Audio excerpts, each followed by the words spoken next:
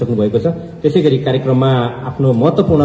भनाइ राख्दिनको लागि खाँदबारी नगरपालिकाका कार्यवाहक मेयर महेश्वरा श्रेष्ठ बगरचार्यज्यूलाई हार्दिक अनुरोध गर्दछु।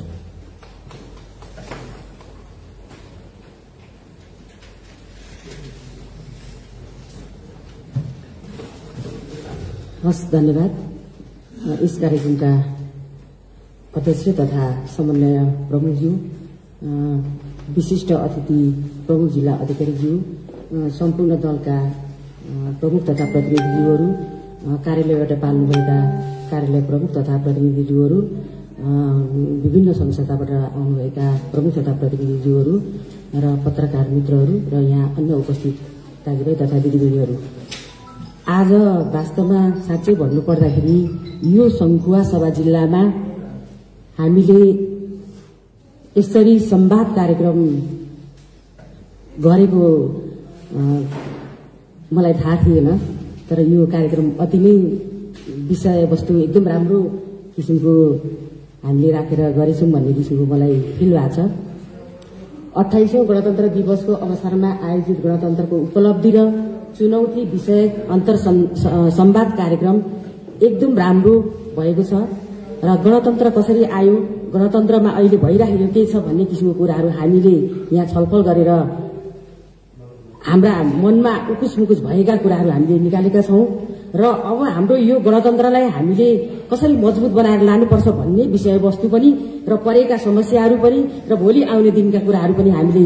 सबै कुराहरू छलफल गरेका छौं र यी कुराहरूलाई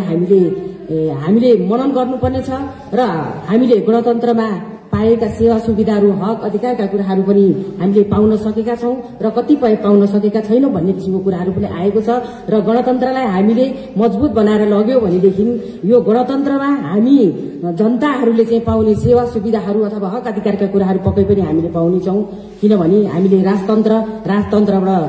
लोकतन्त्रबाट गणतन्त्र गर्दै आइरहेका छौं। हाम्रा जनताहरूका बलिदानबाट यो गणतन्त्र आएको छ र यो गणतन्त्र त्यसै आएको होइन भन्ने किसिमको हामीले यसलाई अगाडि बढाउनुपर्छ भन्ने किसिमको कुरा चाहिँ मैले यहाँहरूलाई भन्न चाहे र मैले धेरै बोलिन, समयको बावजुद पनि आज अर्को पनि कार्यक्रम भएको कारणले गर्दाखेरि यो कार्यक्रम भव्य र सभ्य एकदम राम्रो भएको छ र हाम्रा मनमा लागेका उकुस-मुकुस भएका कुराहरू पनि हामीले यहाँ निकालेका छौं र सबैभन्दा ठूलो कुरो हामीले 3 दिनको यो गणतन्त्र दिवसको बारेमा 3 दिनको कार्यक्रम सम्पन्न गर्ने भन्ने हिसाबले हामीले मिटिङ माइनेट गरेर हामीले यो कार्यक्रम सुरुवात गरेका थियौं र छोटो समयमा पत्रकार महासंघबाट चाहिँ यहाँ यो कार्यक्रम गर्ने भन्ने किसिमको कुरा निर्णय भएकोले गर्दाखेरि यो कार्यक्रम अत्यन्तै मैले चाहिँ राम्रो भएको चाहिँ मैले महसुस गरेको छु र ठानेको छु र यस्ता कार्यक्रम हामीले बेला बेलामा गरिराख्यो भने हाम्रा मनमा उकुस-मुकुस भएका कुराहरू पनि निष्कासन गरेर हामीले चाहिँ परेका समस्याहरूलाई चाहिँ कसरी समाधान गर्न सकिने रहेछ भन्ने किसिमको कुरा पनि हुने रहेछ भन्ने किसिमको कुरा मलाई एकदम ज्यादै खुसी लागेको छ र मैले खाँदबारी नगरपालिकाको तर्फबाट र म व्यक्तिगत तर्फबाट यहाँ पत्रकार महासंघलाई चाहिँ मैले धेरै धन्यवादका साथ आभार व्यक्त गर्दै हार्दिक शुभकामना व्यक्त गर्दै मेरो भनाइहरूलाई यही अन्त गर्दछु। हस्, धन्यवाद, नमस्कार।